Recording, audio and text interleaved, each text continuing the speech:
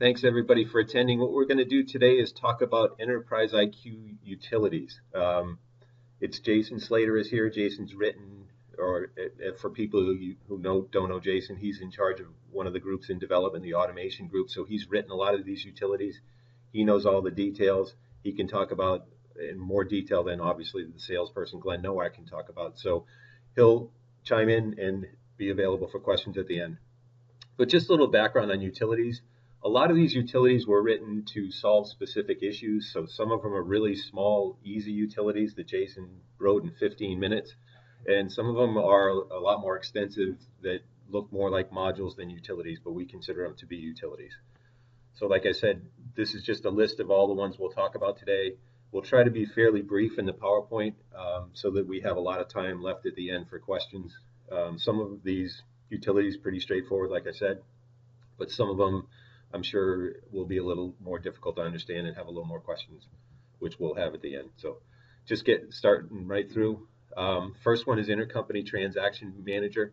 This is a utility that allows you to create movements between business units, whether they're warehouses or e-plants or divisions.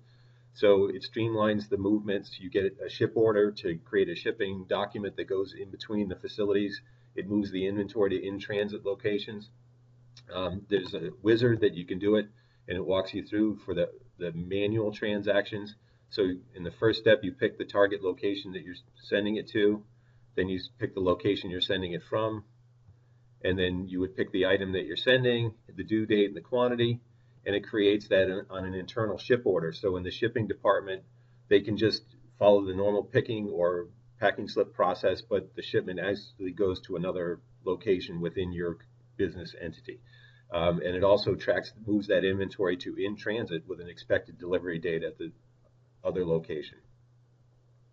And then there's also the capability, you can set it up with what we call automatic Kanban triggers.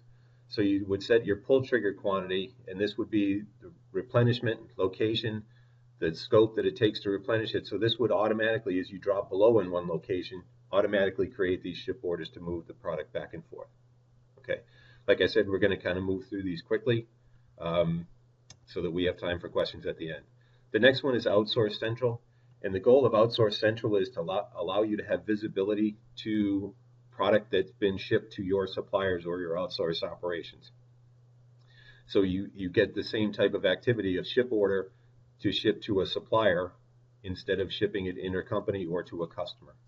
So the first step in this is you have to create your vendors with ship to addresses so that we know when we create a pick ticket that it's going to be shipped to that location. So there's a little wizard in Outsourcing Central that allows you to ship that or create that vendor's ship to address.